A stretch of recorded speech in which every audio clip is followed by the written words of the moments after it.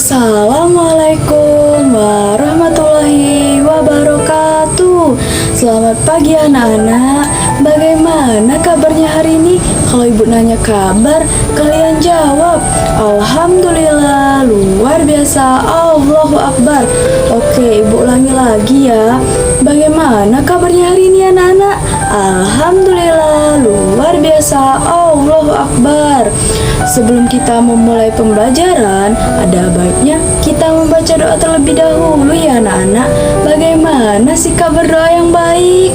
Tangan diangkat, kepala ditundukkan, suara dihaluskan. Bismillahirrohmanirrohim. Robbi zidni ilma warzuqni fahma waj'alni minas solihin. Amin. Sebelum kita memulai pembelajaran, ibu absen terlebih dahulu ya anak-anak. Siapa yang hari ini tidak hadir? Wah, hadir semua ya. Alhamdulillah kalau hadir semua. Nah, sebelum itu ibu tanya dulu, sudah siap belajar anak-anak? Tapi kok kurang semangat ya? Bagaimana kalau kita nyanyi dulu? Siapa yang mau nyanyi? Kita mau nyanyi lagu tentang gaya dalam hitungan ke 1, 2, 3. Wahai guru tercinta, mari belajar IPA. Yang paling aku suka terus mempelajarinya. Yuk kita mengenal berbagai macam gaya. Bukan gaya begini dan bukan gaya begitu. Gaya itu ada 8 macamnya. Gaya otot, mesin listrik pegas, gaya magnet, gesek, apung gravitasi. Alhamdulillah ilmu nambah lagi. Kalau mendorong meja, gaya otot namanya. Kalau mobil bergerak, gaya listrik namanya. Menyalakan elektronik itu karena gaya listrik. Saat pakai busur panah, gaya pegaslah namanya. Bapas itu menggunakan gaya magnet.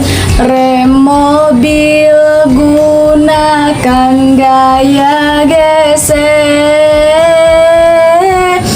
Pelampu menggunakan gaya apung. Terjun payung gaya gravitasi. Baiklah, setelah bernyanyi tadi, hari ini kita akan mempelajari mengenai gaya. Apa sih gaya itu anak-anak? Untuk mengetahui apa itu gaya, mari kita amati gambar berikut ini. Dari gambar tersebut, apa yang dilakukan oleh 2 orang di sana anak-anak? Ya, benar sekali. di mana apakah dua orang tersebut sedang melakukan sesuatu terhadap benda di sana, anak-anak. Nah, satu orang sedang menarik dan satu orang lagi sedang mendorong. Nah, dari peristiwa tersebut kita telah mengenal apa yang dinamakan dengan gaya, anak-anak. Jadi, gaya itu adalah suatu tarikan ataupun dorongan yang dapat mempengaruhi suatu benda.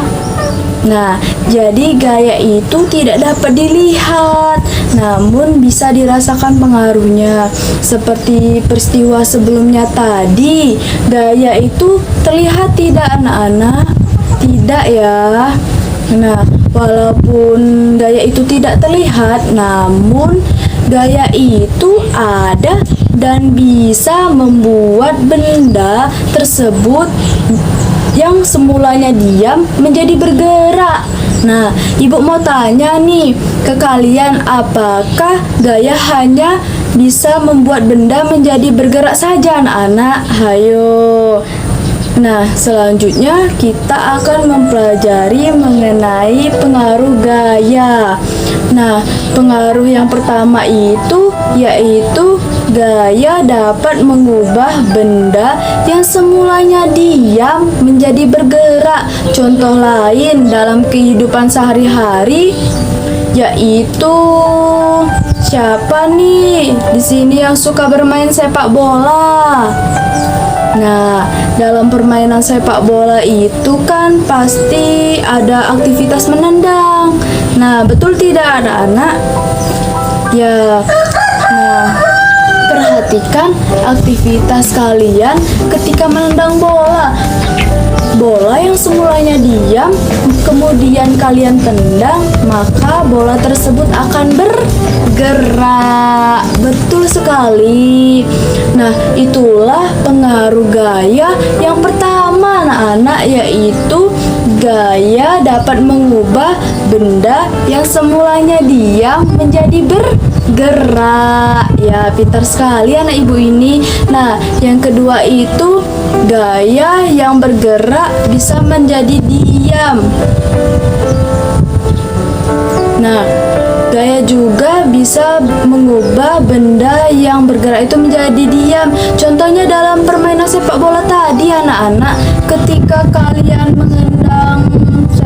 mengendang bola ke arah gawang, kemudian bola kalian ditahan oleh penjaga gawang.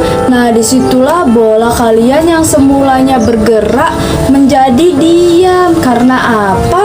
Karena bola tersebut ditahan oleh penjaga gawang. Nah, contoh lain yaitu ketika kalian bersepeda, kemudian kalian mengeremnya. Nah, sepeda yang semulanya bergerak menjadi terhenti. Karena apa? Karena kalian mengeremnya. Nah, yang ketiga itu adalah gaya mempengaruhi arah gerak benda. Nah, sekarang coba kalian lihat gambar di samping. Nah, dari gambar tersebut, ibu mau bertanya nih ke kalian, siapa di sini yang pernah naik bis? Nah, kalau sudah pernah naik bis, pasti kalian akan menemui sopir yang memegang kendali bis. Nah, sopir yang memegang kendali bis ini supaya bis dapat berjalan sesuai dengan jalannya.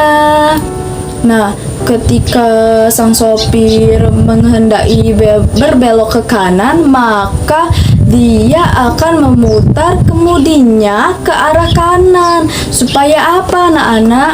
Supaya bis pun ikut bergerak ke arah kanan.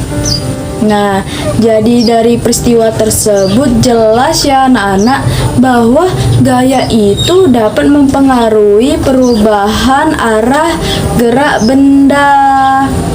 Nah, yang keempat yaitu adalah gaya dapat mempengaruhi perubahan bentuk benda. Nah, sekarang mari kita perhatikan gambar di samping. Benda yang ada pada gambar tersebut namanya apa ya anak-anak? Ada yang tahu tidak? Ya, benar sekali. Namanya adalah plastisin. Nah, pernahkah kalian bermain dengan plastisin tersebut? Nah, jika kalian pernah bermain dengan plastisin tersebut, tentu untuk membentuk plastisin tersebut kalian harus menekan untuk membentuk plastisin tersebut sesuai dengan keinginan kalian.